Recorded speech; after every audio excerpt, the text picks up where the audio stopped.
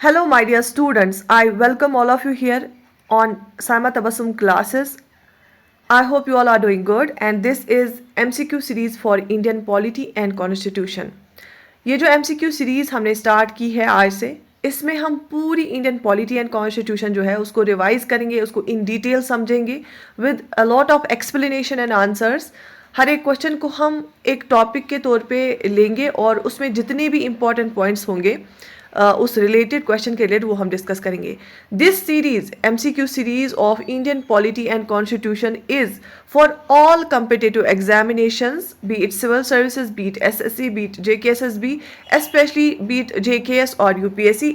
हम हर एक from low standard, moderate to high standard questions करेंगे और उनको इन डिटेल डिस्कस करेंगे. और साथ साथ जहाँ पे भी चेंजेस आई होंगी, क्योंकि आपको पता है इंडियन पॉलिटी एक डायनेमिक सब्जेक्ट है, एक डायनेमिक कंपोनेंट है जहाँ पे करंट अफेयर्स के थ्रू चेंजेस होती रहती है, वो भी हम ऐड करते रहेंगे. ठीक है, so let's get started. So question number 1 is on your screen. Question number 1 हमें क्या बताता है, क्या पूछ रहा है? Which of the following statements regarding the directive principles of state policy mentioned in the Constitution of India? ये जो 3 स्टेटमेंट्स दिए हुए हैं, इनमें से कौन सा स्टेटमेंट हमारे कॉन्स्टिट्यूशन में दिया है, कौन सा सही है, किस चीज़ के related? Directive principles of state policy के रिलेटेड. आपने इंडियन पॉलिटी एंड कॉन्स्टिट्यूशन में पढ़ा होगा DPSPs के बारे में. DPSPs के बारे में, DPSPs मतलब directive principles of state policy की फुल फॉर्म है DPSPs की. और इसके बारे में हमें 3 स्टेटमेंट्स दिए गए हैं. सो लेट्स हम चेक करते हैं क्या क्या स्टेटमेंट है. Statement number 1, they require legislation for their implementation. अगर हमें directive principles of state policy में से कोई भी चीज़ इंप्लीमेंट करनी होगी, उसके लिए हमें एक लेजिस्लेशन की जरूरत होती है, एक एक्ट की जरूरत होती है, एक लॉ की जरूरत होती है. क्या ये सही है या गलत है? उसके बाद दूसरा statement, Their exclusive aim is to establish political democracy in country. ये जो directive principles of state policy है, क्या इसका एम ये है कि ये कंट्री में पॉलिटिकल डेमोक्रेसी जो है एस्टैब्लिश करे? क्या ऐसा एम है? यहाँ पे मैं मेंशन करना चाहूंगी, जब आप directive principles of state policy पढ़ते हैं, सबसे पहला पॉइंट जो हम याद रखते हैं कि directive principles of state policy socio economic democracy के लिए होती है. सोशल और इकोनॉमिक के रिलेटेड जो जितने भी स्टेटमेंट्स हैं, जितने भी आर्टिकल्स हैं, वो इसमें है. तो यहां पे जो ये पॉलिटिकल डेमोक्रेसी की बात करी गई है, दिस इज इनकरेक्ट, क्योंकि directive principles of state policy जो है वो सोशल इकोनॉमिक डेमोक्रेसी के लिए, पॉलिटिकल डेमोक्रेसी की बात फंडामेंटल राइट्स में होती है. सो स्टेटमेंट नंबर 2 गलत है. तो आप एलिमिनेशन मेथड से भी देख सकते हैं, जहां पे भी सेकंड होगा, ये 2 स्टेटमेंट्स गलत है. उसके बाद apart from part 4 there are other directives also mentioned in other parts of the constitution. ठीक है, तो आपके हिसाब से क्या आंसर बनेगा यहां पे? तो इसका आंसर होगा option D, statement 1 and statement 3 are correct. देखो हम एक्सप्लेनेशन पढ़ते हैं. The main objective of directive principles of state policy mentioned in the Constitution of India is to establish socio-economic democracy. यहाँ पे जो लिख के है, ठीक है, सोशो इकोनॉमिक डेमोक्रेसी कंट्री में लाना, यही मेजर ऑब्जेक्टिव है किसका? Directive principles of state policy का. ठीक है, दो they also address political issues, वो पोलिटिकल इशूज भी एड्रेस करते हैं, लेकिन जो मेन एम है वो सोशो इकोनॉमिक डेमोक्रेसी है, क्योंकि जहां पे पोलिटिकल डेमोक्रेसी की बात आएगी वो फंडामेंटल राइट्स लाते हैं. ठीक है, डायरेक्टिव प्रिंसिपल्स नहीं. उसके बाद they act as a check on the government. ये गवर्नमेंट को चेक करती है. क्यों? क्योंकि जब आप directive principles of state policy पढ़ते हैं, आर्टिकल 37 हमें बताता है कि ये डायरेक्ट करता है गवर्नमेंट को कि आप ऐसे ऐसे काम करो. ठीक है, as a yardstick in the hands of people to measure the performance of the government and vote it out power it does not if it does not fulfill the promise made during the elections. अब देखो, अगर government ने promise किए हैं हम ऐसे schemes लाएंगे, वैसे स्कीम्स लाएंगे, तो लोग क्या करते हैं? Directive principles of state policy, उसमें जितने भी चीज़ें लिखी गई हैं, क्या क्या करना चाहिए गवर्नमेंट को, तो लोग जब फिर से वोट करते हैं, वो देखते हैं क्या इन्होंने ये काम किए, क्या इन्होंने औरतों के सेक्टर में काम किया, क्या इन्होंने विमेन एम्पावरमेंट पे काम किया, क्या इन्होंने सोशली जो बैकवर्ड क्लासेस है उनके लिए काम किया, क्या जो SC ST जो एजुकेशन है उसके लिए काम किया, क्या इन्होंने पॉवर्टी को कम करने के लिए काम किया, क्या इन्होंने गरीबों के लिए लाइवलीहुड प्रोवाइड किया. ये सब चीज़ें देखी जाती है. So directive principles are non justiciable rights of the people. यहाँ पे बहुत ही एक अहम बात है, जो क्वेश्चन आता है आपको याद रखना है, directive principle of state policy justiciable नहीं है, दीज आर नॉन जस्टेबल। और वो क्या मतलब होता है, जैसे फंडामेंटल राइट्स जो है ना, मैं क्यों कंपेयर करा रही हूँ, इससे चीजें याद रहता है। फंडामेंटल राइट्स जो होते हैं ना वो जस्टेबल होते हैं। अगर आपका फंडामेंटल राइट वायलेट होता है या आपको गवर्नमेंट फंडामेंटल राइट प्रोवाइड नहीं करता है, आप डायरेक्टली सुप्रीम कोर्ट जा सकते हैं। लेकिन अगर directive principles of state policy की हम बात करेंगे, आप directive principle of state policy के टाइम सुप्रीम कोर्ट नहीं जा सकते, किसी भी कोर्ट में नहीं जा सकते। ऐसे directive principle of state policy में लिखा है तो गवर्नमेंट क्यों नहीं करेगी? क्यों? क्योंकि गवर्नमेंट को ये directive principle of state policy ये ऑप्शनल रखा गया है कि जब आपके पास फंड्स होंगे तब आपको करना है, ठीक है। लोगों की इक्तिसादी हालात को ठीक करना है, लोगों के जो सोशल इश्यूज है उनको ठीक करना है। लेकिन जब उनके पास फंड्स होंगे, ये डिपेंड करेगा, तो आप कोर्ट नहीं जा सकते हो। तो सबसे इंपॉर्टेंट बातें 3 आपको याद रखनी है कि directive principle of state policy socio economic democracy spread करने के लिए रखी गई है। और दूसरी बात यह है कि ये नॉन जस्टेबल है, ठीक है।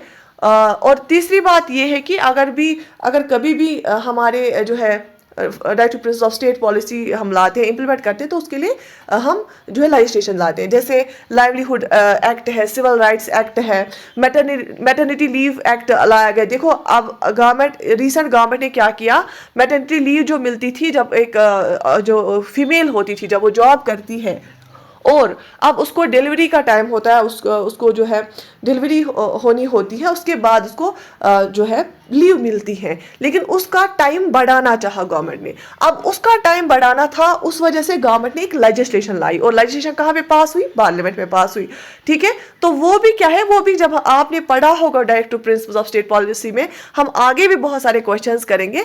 जो directive principle of state policy है ना, उसमें मैटरनिटी रिलीफ का भी लिखा गया है। तो ये इसका आंसर होगा ऑप्शन डी। सो फर्स्ट और थर्ड स्टेटमेंट सही है।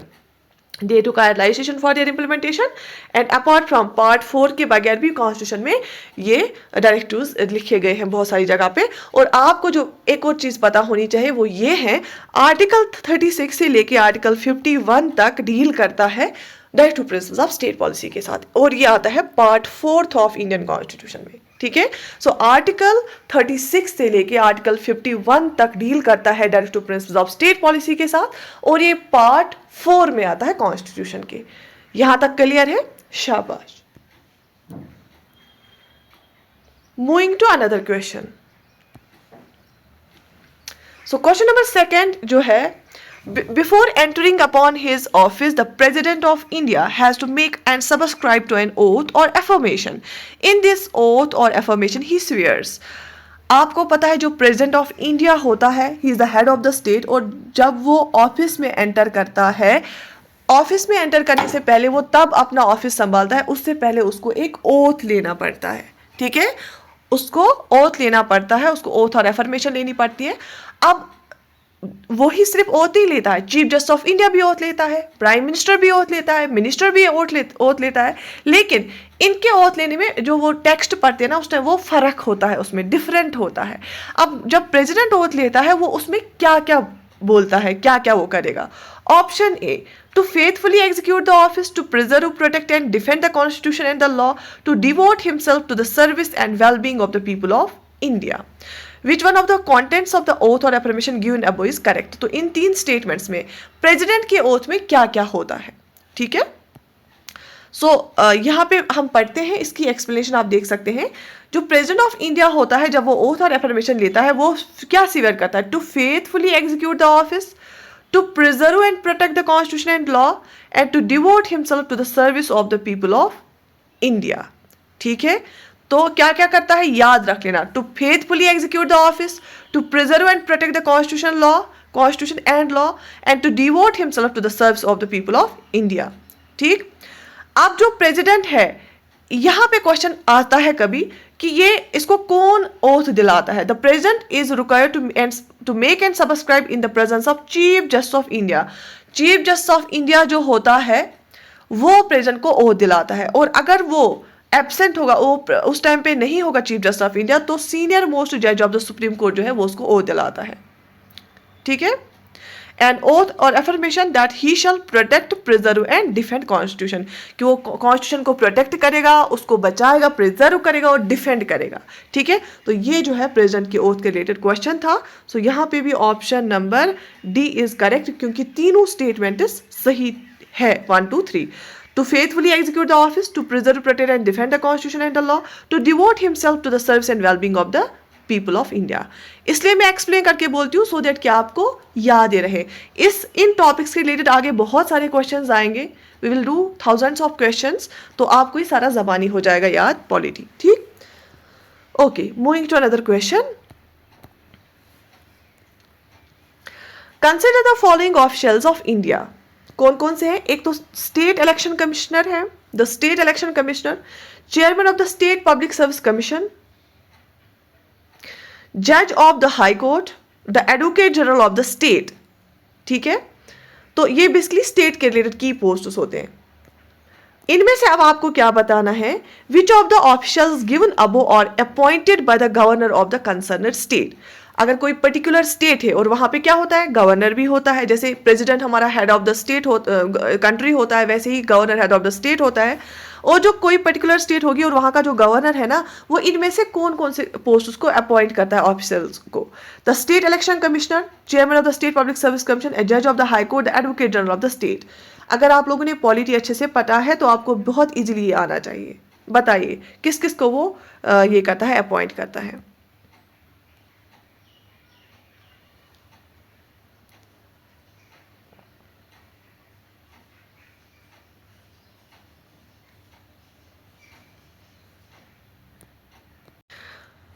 यहाँ पे सबसे इजीएस्ट पॉइंट ये है कि आपने अगर सुप्रीम कोर्ट हाई कोर्ट के बारे में पढ़ा होगा और जज के बारे में पढ़ा होगा, जो जज होता है ना हाई कोर्ट का, उसको कौन अपॉइंट करता है? उसको प्रेसिडेंट अपॉइंट करता है। ठीक है, नॉट गवर्नर। तो 3 को आप निकालिए। ठीक है, तो 3 को आप निकालिए। एडवोकेट जनरल ऑफ स्टेट जो होता है ना, इसको गवर्नर ही अपॉइंट करता है। क्यों? क्योंकि जो हमारा अटॉर्नी जनरल होता है सेंट्रल लेवल पे, उसको प्रेसिडेंट अपॉइंट करता है, और advocate general of the state को गवर्नर ही अपॉइंट करता है।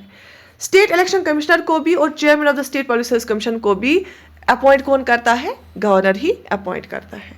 ठीक है, शाबाश। तो यहाँ पे सिर्फ जो थर्ड पॉइंट है उसको गवर्नर अपॉइंट नहीं करता है, हाईकोर्ट जज को गवर्नर अपॉइंट नहीं करता है। सो इसका जो आंसर रहेगा 1, 2 and 4 ओनली, क्योंकि option A is the right answer. बाकियों को गवर्नर स्टेट का ही अपॉइंट करता है। ठीक है, तो state election commission, chairman of the state public service commission and advocate general of the state are appointed by the governor. ठीक, अब यहाँ पे देख सकते हैं अ जज of the high court is appointed by the president. ये बहुत इंपॉर्टेंट है, ये क्वेश्चन आ जाते हैं, ये आप याद रख लेना। Got it? Okay, moving forward. So another question is on your screen. So another question is, who among the following are mentioned in the Constitution of India as the part of the electoral college to elect the members of the legislative council of a state? जो state कुछ states India में है जो by cameral है। By cameral का मतलब होता है जहाँ पे 2 हाउसेस होते हैं। ठीक है, बट कुछ है जो यूनिकैमरल है, जहाँ पे सिर्फ एक हाउस है। ठीक है, लेजिस्लेटिव असेंबली, और जो जहाँ पे बाई कैमरल है वहाँ पे लेजिस्लेटिव असेंबली और लेजिस्लेटिव काउंसिल है। अब जहाँ पे 2 हाउसेज है उनको हम बाई कैमरल बोलते हैं। जो लेजिस्लेटिव असेंबली होती हैं वो लोअर हाउस होता है, दूसरा लेजिस्लेटिव काउंसिल जो होता है ना, उसको जब उसके मेंबर्स को इलेक्ट करना होता है तो उसमें जो इलेक्टोरल कॉलेज होता है उस कौन करता है उनको इलेक्ट, कौन उसके मेंबर्स होते हैं? तो ऑप्शंस यहाँ पे क्या है? Members of local bodies in the state, members of chambers of commerce in the state, graduates of 3 years residing within the state, all teachers of 3 years in the state. देखो यहाँ पे all teachers लिख के हैं, यहाँ पे all none में आपको ध्यान रखना होगा। यहाँ पे मैं एक चीज बताऊंगी, जो टीचर्स के रिलेटेड ना, कौन से टीचर्स इलेक्टोरल कॉलेज के मेंबर्स बन सकते हैं टू इलेक्ट द मेंबर्स। मतलब देखो 2 हाउसेस होते हैं, एक तो लेजिस्लेटिव असेंबली होती है, लेजिस्लेटिव काउंसिल होता है। जब लेजिस्लेटिव काउंसिल में हमें मेंबर्स इलेक्ट करने होते हैं उसके लिए एक इलेक्टोरल कॉलेज होता है, क्योंकि उसका डायरेक्ट इलेक्शन नहीं होता है। तो इनको कौन इलेक्ट करता है? इनको देखो, जो टीचर्स है ना, यहाँ पे इसका स्टेटमेंट आप याद रखो, टीचर्स वो टीचर्स इसका पार्ट बनते हैं जिन्होंने at least 3 years teaching teaching education institutions में दिए होते हैं within the state and not lower than secondary schools, ठीक है, at not lower than secondary schools including colleges and universities. 1/12 members को ये वाले जो लोग हैं इलेक्ट करते हैं। शाबाश। तो देख लीजिए इसमें ऑप्शन बी सही है, members of local bodies in the state, graduates of 3 years and residing within the state, ठीक है। देखो option B, of the total number of members of the legislative council consist of members of local bodies in the state, graduates of 3 years and residing within the state.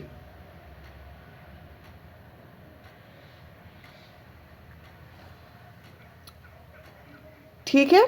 अच्छा, तो कुछ और चीजें इसके related मैं आपको बताना चाहूंगी, वो ये है जो बाइकैमरल सिस्टम है यहाँ पे, उसमें उसका मतलब है 2 हाउसेस है। और अगर रिसेंट की बात करेंगे यहाँ पे आंध्र प्रदेश, तेलंगाना, आप चेक कर लेना लेटेस्ट वाला, उत्तर प्रदेश, बिहार, महाराष्ट्र और कर्नाटक, यहाँ पे क्या है बाइकैमरलिज्म। ये क्वेश्चन आता है किस किस में 2 हाउसेस होते हैं। हमारे जम्मू एंड कश्मीर में भी लेजिस्लेटिव काउंसिल होता था और लेजिस्लेटिव असेंबली में भी, लेकिन आर्टिकल 370 एब्रोगेट होने के बाद जब यूनियन टेरिटरी बन गई, हमारा यहाँ पे लेजिस्लेटिव असेंबली रखी गई लेकिन लेजिस्लेटिव काउंसिल नहीं रखा गया। और लद्दाख यूनियन टेरिटरी जो है वहां पे लेजिस्लेटिव असेंबली भी नहीं है, लेकिन हमारी जम्मू एंड कश्मीर में क्या रखा गया है, लेजिस्लेटिव असेंबली रखी गई है लेकिन लेजिस्लेटिव काउंसिल अब नहीं है। इसको याद करने के लिए एक एक्रोनिम में आपको बोलूंगी, तुम कब, ये आप याद रख लेना। 6 स्टेट्स हैं, एक तो T for Telangana, U for Uttar Pradesh, M for Maharashtra, K for Karnataka, A for Andhra Pradesh, B for Bihar, ठीक है। यहाँ पे बाइकैमरलिज्म में आप चेक कर लेना इनमें से भी अभी है सब में या नहीं। तो 6 स्टेट्स हैं और ये क्वेश्चन आता है। ये जो हम क्वेश्चन करा रहे हैं ना, इसमें आपको थोड़ा सा टफ लेवल लगेगा, लेकिन विद टाइम जब आप ये रिपीटेडली हम करेंगे इन टॉपिक्स के रिलेटेड, आपको ये सारा याद हो जाएगा। और ये क्वेश्चंस करने बहुत जरूरी है। देखो इजी क्वेश्चंस आपको हर जगह मिलेंगे, हर जगह एक्सप्लेनेशन मिलेगी, लेकिन ये वाले क्वेश्चन जब आपको आएंगे तब मैं मानूंगी कि आपको इंडियन पॉलिटी एंड कॉन्स्टिट्यूशन आता है, ठीक है। सो चलिए स्टार्ट करते और आगे देखते हैं। Question number 5, consider the following bodies of India: the National Commission for Scheduled Castes, the National Commission for Women, the National Commission for Backward Classes, the National Human Rights Commission. Which of the bodies given above are established by the Constitution of India? इनमें से आपको बताना है। देखो हमारे पास बहुत सारी bodies है, लेकिन इनमें से आपको बताना है कॉन्स्टिट्यूशनल बॉडी कौन सी है। कॉन्स्टिट्यूशनल बॉडी वो होती है जो हमारे कॉन्स्टिट्यूशन में लिखी गई होती है और कोई आर्टिकल के अंडर होती है। देखो इनमें से आप देख सकते हैं, क्या national commission for schedule cast एक कॉन्स्टिट्यूशनल बॉडी है? अगर है, क्या आपको आर्टिकल नंबर इसका पता है? नेशनल कमीशन फॉर वीमेन क्या ये कॉन्स्टिट्यूशनल बॉडी है? National commission for backward class क्या ये कॉन्स्टिट्यूशनल बॉडी? ये न्यूज में था इसलिए क्वेश्चन जरूरी है। The national human rights commission क्या ये कॉन्स्टिट्यूशनल बॉडी है? ये आप देख लीजिए, ठीक है। तो इसका जो सही आंसर होगा इसका ऑप्शन ए है। क्यों?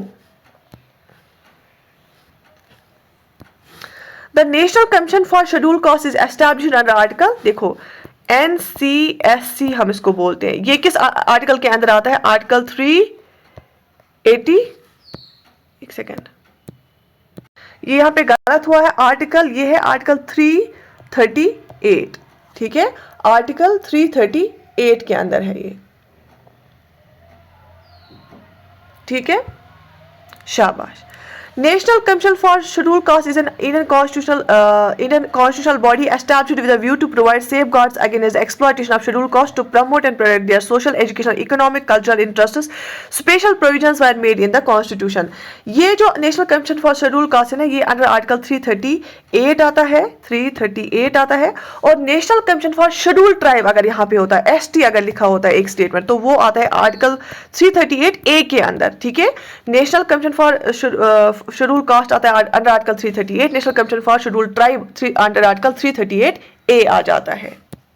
यहाँ पे एक बहुत जरूरी बात आपको याद रखनी पड़ेगी, क्योंकि मैंने आपको बोला इसमें ये एक डायनेमिक सब्जेक्ट है, इसमें चेंजेस होती रहती हैं। रिसेंटली एक अमेंडमेंट हुई जिस वजह से उस अमेंडमेंट के थ्रू जो वो कौन सी अमेंडमेंट हुई थी? 102nd अमेंडमेंट हुई थी, आपको याद रख लेना। 102nd अमेंडमेंट ने क्या किया? इसने एक आर्टिकल इंसर्ट किया, आर्टिकल 338B।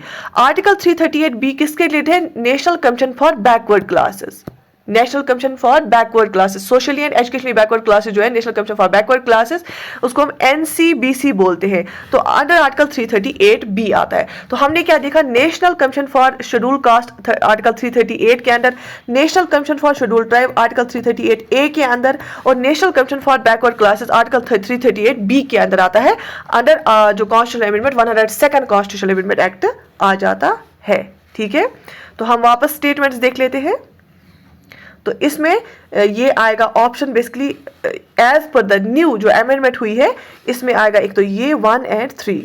ठीक है, ये ऑप्शन इसमें सही है क्योंकि चेंज आ गया है, क्योंकि नेशनल कमीशन फॉर शेड्यूल का जो है ना अंडर आर्टिकल 338 लिखा गया है। National commission for schedule tribe अगर होता वो आर्टिकल 338A के अंदर है, और national commission for backward classes जो रखा गया है अब वो अंडर आर्टिकल 338B के अंदर रखा गया है, 102 अमेंडमेंट एक्ट हुआ था उसके थ्रू। ठीक है, अब रही बात ये नेशनल कमीशन फॉर वुमेन, इसमें रिकमेंडेशन आई थी कि इसको भी कॉन्स्टिट्यूशनल बॉडी बना दिया जाए, क्योंकि एक बॉडी जब कॉन्स्टिट्यूशनल बॉडी होती है वो बहुत पावरफुल बनती है, लेकिन ये अभी कॉन्स्टिट्यूशनल बॉडी नहीं है। नेशनल ह्यूमन राइट्स कमीशन भी कॉन्स्टिट्यूशनल बॉडी नहीं है, ये एक जो है एक्ट के अंदर बनाई गई है। सो यहाँ पे इसका सही आंसर अब आएगा 1 और 3।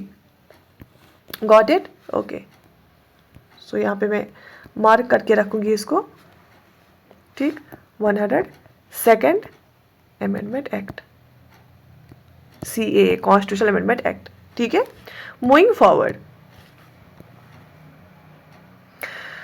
Question number 6. Which of the following statements regarding the preamble of the Constitution of India are correct? Preamble आपने पढ़ा होगा, हमारे Constitution का आइडेंटिटी कार्ड, इनमें से कौन सा स्टेटमेंट सही है preamble के regarding? Statement number 1. The preamble is an integral part of the Constitution. The words secular, socialistic have been a part of the Constitution since its inception. देखो, ये preamble में आप सबसे पहले पढ़ते हो, जो preamble सिर्फ एक बार चेंज किया गया, preamble में चेंजेस लाई गई, और वो कब लाई गई? वो लाई गई 1976 में bye 42nd constitutional amendment act. एक ही बार प्रियम्बल को चेंज किया गया, वो किया गया by 42nd constitutional amendment act of 1976। और उसमें क्या चेंज लाई गई? उसमें कुछ वर्ड्स ऐड किए गए हमारे प्रियम्बल में। कौन कौन सा वर्ड? सोशलिस्टिक, सेक्युलर और इंटीग्रिटी ऐड किया गया। सोशलिस्टिक, सेक्युलर और इंटीग्रिटी वर्ड ऐड किया गया। अच्छा, और क्या प्रियम्बल इंटीग्रल पार्ट है हमारे कॉन्स्टिट्यूशन का? ये गया था सुप्रीम कोर्ट में ये केस, और उसमें क्या बताया गया? उसमें ये बताया गया, कृष्णानंद भारती केस ने भी इसके बारे में बात की। सो ऑप्शन ए यहाँ पे सही है, preamble is an integral part of the constitution. देखो, एक second, we are on question number 6. Okay, so option A is the right option. The preamble of the Constitution of India is a brief introductory statement that sets out the guiding purpose and principles of the document. और बाकी ये जो है ये Inception हो गया starting से। क्या स्टार्टिंग से ये इसके पार्ट थे? नहीं। जो सोशलिस्टिक, सेक्युलर और इंटीग्रिटी वर्ड है ना, ये इंसेप्शन हो गया बिगिनिंग से। ये बिगिनिंग से हमारे प्रियम्बल में नहीं थे, इनको जो है 42nd कॉन्स्टिट्यूशनल अमेंडमेंट एक्ट से ऐड किया गया इन द ईयर ऑफ 1976। ठीक है यहाँ तक? So moving to next question.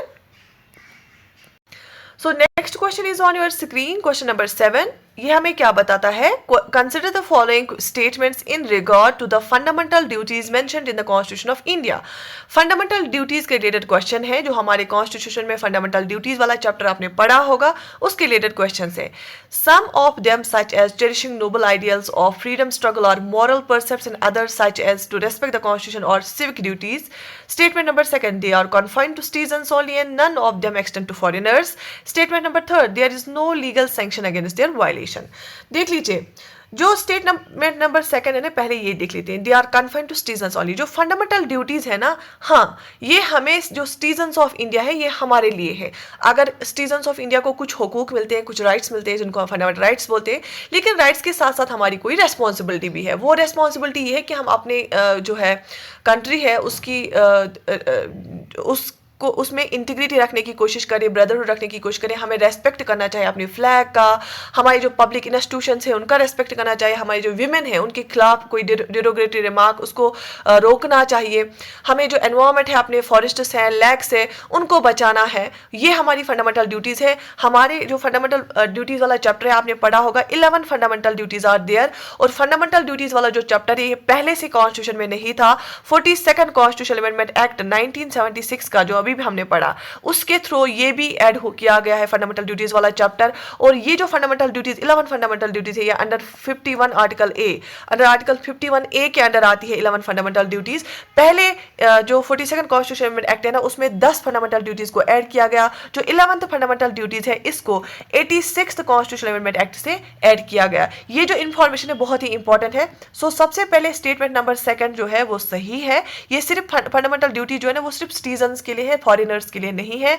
तो देखो यहाँ पे 2 नहीं है, वो कैंसिल आउट हो जाएगा। There is no legal sanction against their violation. अगर कोई वायलेट करता है फंडामेंटल ड्यूटी को उसके खिलाफ कोई लीगल सैंक्शन नहीं है। ये भी बिल्कुल सही है। और तीसरा क्या है, तो ये भी खत्म हो गया। तीसरा और स्टेट नंबर 1 क्या है, सम ऑफ देम आर, हाँ कुछ तो है हमारे मॉरल परसेप्ट है, कुछ सिविक ड्यूटीज है, बिल्कुल सही है। तो यहाँ पे जो आंसर है वो क्या बनेगा, ऑप्शन डी बनेगा।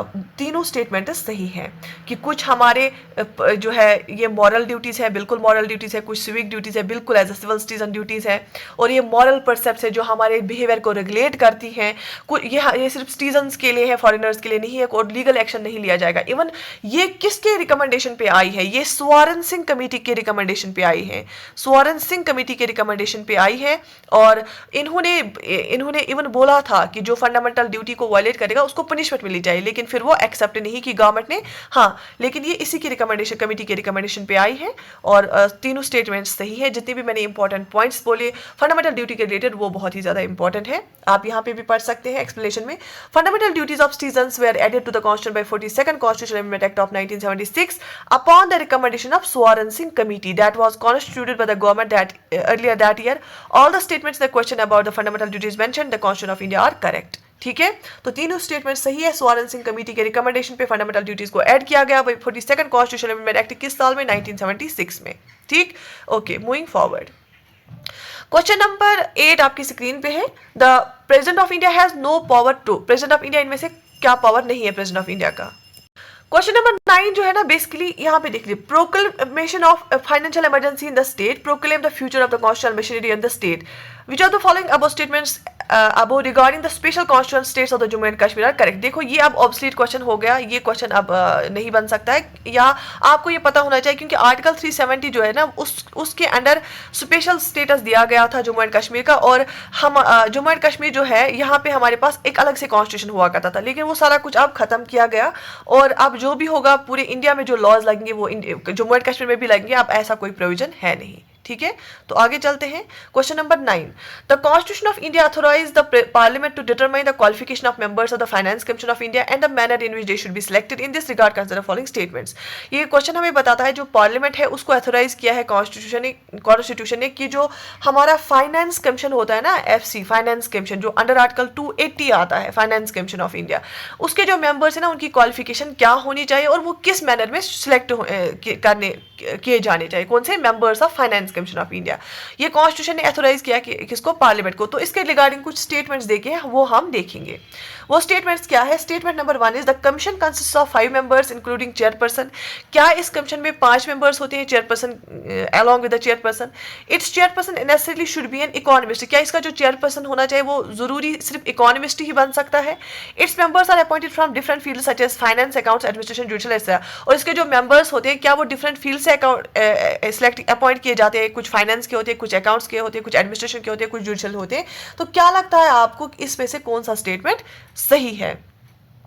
सो ऑप्शन सी इज राइट। क्यों, क्योंकि जो ये दूसरा वाला है ना ऑप्शन, देखो जहां पे भी कुछ ऐसा कुछ हार्श आपको लगे ना कि ऑनली होता है, नन होता है, उस पर ध्यान देना चाहिए। ये देखो, it is chairperson necessarily should be an economist. अब ऐसा प्रोविजन यूजुअली नहीं होता है कि आपका इस इकोनॉमिस्ट ही होना चाहिए, नहीं। फाइनेंस कमीशन ऑफ इंडिया जो है ना, इसका जो चेयरपर्सन है जरूरी नहीं इकोनॉमिस्ट ही हो। सो जहां पे भी टू है ना, उसको कैंसल आउट करो, तो उस खुद ही आंसर आ गया ऑप्शन सी। जो कमीशन, फाइनेंस कमीशन होता है, इसमें 4 मेंबर्स होते हैं और एक चेयरमैन होता है, तो हो गए 5। तो ऑप्शन 1 इज करेक्ट। और तीसरा, इस members are appointed from different fields, finance, accounts, administration, judicial. बिल्कुल, इसके डिफरेंट फील्ड से मेंबर्स को अपॉइंट किया जाता है। और मुझे बताएं, इनको अपॉइंट कौन करता है? शाबाश। यूजुअली अगर हम सेंट्रल लेवल की बात करेंगे, वहां पे अपॉइंटमेंट्स यूजुअली प्रेसिडेंट करता है, ये आप याद रख लेना। और अगर हम स्टेट लेवल की बात करेंगे, वहां पे अपॉइंटमेंट्स यूजुअली गवर्नर करता है, ठीक है। तो फाइनेंस कमीशन नो डाउट उसको prime minister along with the council of ministers बताते हैं कि किसको आपको अपॉइंट, इनको एडवाइस देते हैं, लेकिन अपॉइंट इनको प्रेसिडेंट करता है। और इस फाइनेंस कमीशन में आर्टिकल कौन सा डील करता है? 280। और जो ये है होते हैं, इसमें 4 मेंबर्स और एक चेयरमैन होता है, हो गए 5। और उसकी जो मेंबर्स होते हैं ना, डिफरेंट फील्ड्स के होते हैं, ठीक है। The chairperson of the finance commission of India should be a person having experience in. कौन बन सकता है chairman finance commission of India?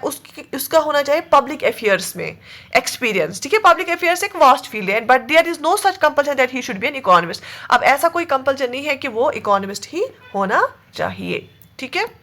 Okay, moving forward. Preamble of the Indian Constitution promises fraternity among all the Indian citizens to ensure। हमारा जो preamble है ना, उसमें fraternity का बताया गया है, भाईचारे का, ठीक है, हार्मनी, ब्रदरहुड। तो किन में? इंडियन सिटीजन में, क्योंकि इंडिया में बहुत सारे रिलीजन्स हैं, बहुत सारे रेस हैं, बहुत सारे लैंग्वेज हैं, बहुत सारे कल्चर्स हैं, डिफरेंट लोगों में बहुत कल्चरल डिफरेंस भी है। तो भाईचारे रखने की बहुत ज़्यादा ज़रूरत है। तो फर्टर्निटी का प्रॉमिस किया गया, क्या इंश्योर करने के लिए? Progress of the nation, unity of nation, integrity of nation. बताइए, ये आपको प्रियम्बल ज़बानी याद होना चाहिए, क्योंकि इससे क्वेश्चन आ जाते हैं और ज़बानी याद होना बहुत ज़रूरी है। सो इसका ऑप्शन बी सही रहेगा, क्योंकि अगर आप प्रियम्बल का देखो, अगर हम इन सेंस बात करेंगे तो ओब्वियसली प्रोग्रेस तो करना चाहिए नेशन, लेकिन प्रियम्बल वहां पे लिखा है fraternity for the unity and integrity of India. ये जो इंटीग्रिटी वर्ड है, ये कब ऐड किया गया? ये पहले से नहीं था, ये ऐड किया गया 42nd constitutional amendment act of 1976, ठीक है, शाबाश। तो इसमें बताया गया कि यूनिटी होनी चाहिए और इंटीग्रिटी होनी चाहिए। 2 and 2nd 3rd is the right answer, option B 2 and 3rd only, ठीक है। So this was all. The progress of the nation is not mentioned in the preamble of the Indian Constitution, ठीक है। So this was all for today. I hope आपको ये session अच्छा लगा होगा। Do right in the comment section कि आपको ये सेशन कैसा लगा, आपको कितना समझ आया, और शैल आई कंटिन्यू द सीरीज। मुझे बहुत सारी रिक्वेस्ट आ रही है डिफरेंट कंपोनेंट्स के लिए, लेकिन आज से पॉलिटी स्टार्ट हुआ, ये कंटिन्यूस बेसिस पे चलेगा। और जो भी आपको पूछना होगा आप जो है कमेंट सेक्शन में लिख सकते हैं। आप हमारी यूट्यूब पे आपको लिंक मिलेगा हमारे टेलीग्राम चैनल का, सामा तबस्सुम क्लासेस के नाम से हमारी टेलीग्राम चैनल है, आप वहाँ पे जुड़ सकते हैं for further queries, for further sessions, live sessions के लिए, या बाकी जो PDF है मैं वहाँ पे प्रोवाइड करूँगी। और दूसरी बात यह है कि आप हमारी ऐप भी डाउनलोड कर सकते हैं, उसमें कुछ दिन के बाद आपको कोर्सेज भी नज़र आएंगे, सामा तबस्सुम क्लासेस के नाम से ऐप भी है। और जो है आप टेलीग्राम पे भी जुड़ सकते हैं। You are most welcome. जो भी आपकी कम्पिटिटिव एग्जाम्स की तैयारी करते हैं for motivational purpose as well, so I am always there for you to guide you, to motivate you, to encourage you. Stay blessed and take very good care of your self, share it with your friends, so stay blessed. अल्लाह हाफिज़।